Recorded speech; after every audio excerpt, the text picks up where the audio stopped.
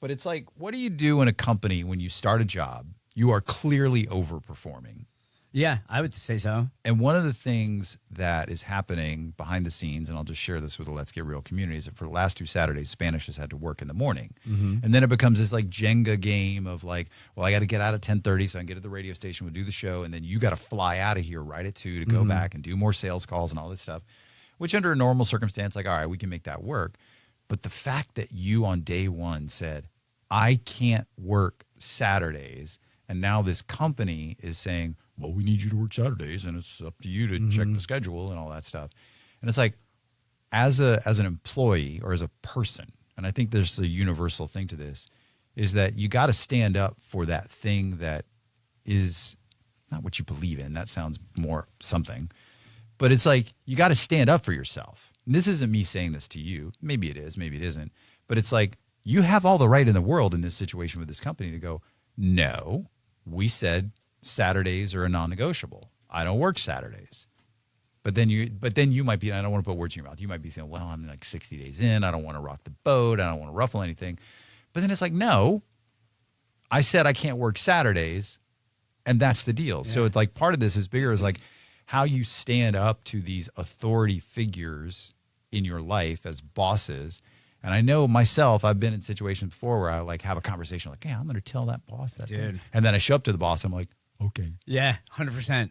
100%. Okay, whatever you say. It's so funny, and I hate you a little bit for bringing this up because this has been a recurring theme in my life. I love you. The people-pleasing thing, and this totally goes with that. And don't think I haven't been noticing the, what's the word? Not similarities, but the alignments with the thought of, if I'm going to enhance what I would consider myself throughout my life, one of the things I need to work on is this subject, is people-pleasing and learning to stand up for myself, being more assertive in a positive way. And yeah, man, it has popped up in some weird new ways with this new company. I'm not there yet on how to toe the line of being assertive without being mean and still getting what I am desiring from that conversation with somebody in a power position. So it's been a learning process for sure. And yeah, I don't know yet how to do that well. And you identify, you said this a minute ago, and I'm just going to put this on the table. You are a people pleaser. 100%. 100%. You have a hard time saying no to people. Yeah, I can't say no. And then I find if I do say no, it will haunt me for days. There's a real power in saying no. Yeah, and I mean, we get into like boundaries and all that stuff, but like on the surface, and again, without saying the name of the company you work for, because my goal in this is not to get you in trouble. I think this is just a bigger conversation about how we just stand up for the things that absolutely stand up for the things that are rightfully ours. And this could show up. This example makes a lot of sense to me, you, probably everybody, is that we have a boss figure in our life and we don't want to rock the boat. And it's easy to just go, okay, I'll do whatever you say. But at some point it's like, no, you don't have to be a dick about it. But at the same time, I'm a human too. I have things that I want to do as well. And my thought with you, Spanish, in specifics around this is you are a people pleaser. Mm-hmm. So because you don't say no, you don't, I'm not trying to pick you apart. So just please do. No, that's what this is for, Michael. This show is for the picking apart. And I don't mind it because it's not coming from a negative place. No, it's not. And I do want to hear it. And I think I already know what you're going to say. But yeah, I do want to hear it. Yeah. And again, I say this with compassion and love for you, is that when you don't learn to say no in situations, what ends up happening is that attempt to people please, you ultimately please no one, because you'll just get yourself in some sort of weird twisted bind and everything, whether it's your boss or your girlfriend or your parents or your friends or me or whoever. And it's like, well, you deserve that. We all deserve that in our lives, to be able to just have that boundary and just go, no, hey, you know what? I can't do this. So my work, it was a hard and fast rule prior to even starting the show, is that I don't work Saturdays. The company I work for is called Growth Tools. You can look it up. We're a coaching company that helps entrepreneurs, should you be an entrepreneur needing help. But I said to them a long time ago, I was like, I will not look at my phone on Saturdays. And, but even I this morning was texting back and forth with the owner of the company. I mean, it was a very positive text, and we were like spitballing ideas. So it wasn't like I had to open up my computer and do a call or anything like that. But I think there's something to, because 90% of the time I am actually very good at this, is that I don't open my email. On Saturdays, I don't do anything. And that was prior to the show. Now with the show, I literally don't do anything on Saturdays because I'm focused on doing this show. But I don't know, man, it feels pretty good if I'm being honest with you. And there's another thing that I would say to this, and I say this specifically to you and to everybody, but specifically to you, is that when you learn to say no to somebody, like let's say a boss, this person that you might be working with, there's a like, okay, this guy can hold his own. There's a respect or something there that is reciprocated because you're standing up for yourself. I agree. I agree with that. In a positive way. You're not being a dick. You're not going, well, screw you people. I'm going to quit and go find another sales job. You're overperforming at day 60, so they would actually be stupid to let you go. Yeah. If you all are listening now and you know who you are, you'd be stupid to let Spanish go because he's crushing it right now. That's weird. Congratulations on that. Thank you. Thank you very much. You're talking off air, like you're going to have some massive commission checks. Yeah, because everything that I've been booking is not going to be done for another couple months.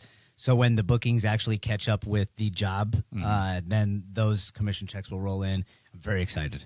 Yeah. Big party. More guava pastries on Saturday from Spanish. We're going to have our own guava farm at the end of this. So I'm looking forward to it, yeah. I love that. But, you're right. And it's been so weird, especially lately. One of the battles with the universe that I've had was about this specifically because of, I understand why people pleasing is bad because I in real time last year was experiencing exactly what you said, watching all these pieces fall apart one by one that I thought I was doing the right thing by people pleasing. Right. And it was just like a house of cards. And I watched it happen in real time. And it was in that moment that I was like, oh, this is it. This is what everybody says of where you overextend yourself and then one thing falls apart, which just domino affects everything else. So last year was a big one of those. Okay, if I'm self-aware of it now, I got to be better and be on top of it. And it catches up in these little subtle ways, like with the company and the Saturdays.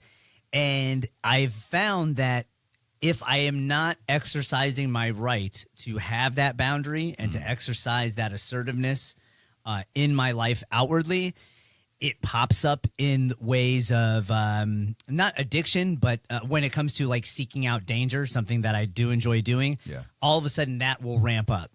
And I know it's... Oh, yeah, totally. And now I'm become self-aware enough to know that, that's that other side of me that I don't give power to in the moment that is seeking out that power in other ways. And if I don't feed it in a healthy way, that's where that unhealthy side comes out in full force.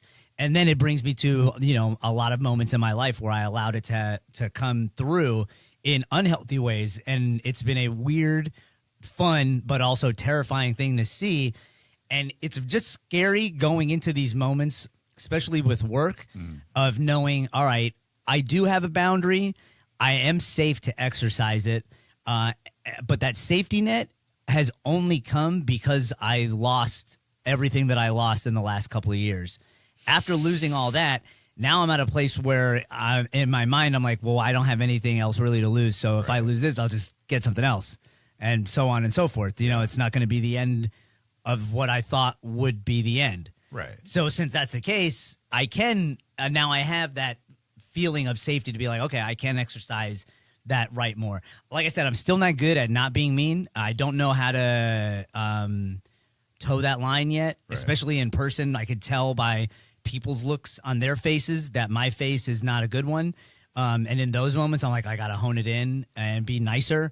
But it is hard. It's hard to do that. So our phone number, by the way, 1-800-771-1025. I think this is a good, healthy conversation that, it's kind of helping me just to talk it through. All right. So real life situation, you're standing in front of a boss, and this could be the new job. This could go back to like people inside here at the Bone. What do you feel? Like somebody is putting you, we'll use the example from this morning. Somebody's like, hey man, you got to work Saturday. Describe what that feels like for you Okay. in a situation like that? Because you are a people pleaser, so your tendency might just be to over-index to, yeah, man, whatever you need, whatever you need, whatever you need. Yes, yes, yes, yes, yes. Yeah. But what does that feel like when you know it's something that you're saying yes to that you actually do not align with? So it's an interesting because at first it is very much like being hit by a wave of water, and that wave of water is translated into a feeling of, okay, if I can say yes to this and I can get this done, it will make this person happy, which will then make me happy because I know that they will either want to reciprocate the favor in the long run or at some point in the future. And then for me, it makes me feel good because I feel good to help people. Then after that wave is done, and I'm usually still in front of that person who's still talking, trying to upsell me on why it's a good idea that I do whatever it is that they're doing. And then it's like everything stops and my brain literally comes to a halt. And now I'm sitting there listening, and inside I still have that feeling of wanting to feel good. But then I have this very loud other person saying, no, that's Screaming. not right. Yeah, that's not right. You're saying yes, but you know that it's not right. Why are you saying yes to this? What kind of a pussy are you that you're not going to stand up for yourself? Think of everything that you've been through. Why wouldn't you want to stand up for yourself? Look at what you've overcome. Just be a man and say no to this person. You can do that. Just say no. And then at that point, if I do exercise my right to say no because that voice has riled me up so hard, Right. now it's coming off way too strong. And if I don't give into that other voice and I still stay on the path, that's usually where some resentment will come in, but a lot of anger with myself, Totally. which then would just translate to whatever poor person is going to take the brunt of it.